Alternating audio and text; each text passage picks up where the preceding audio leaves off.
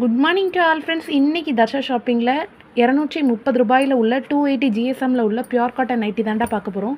Super quality ப்ரீமியமான cloth.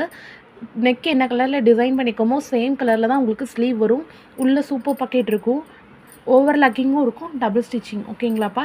Chest size வந்து 48 inches, height வந்து 60 இன்ச்சஸ் இருக்கும்.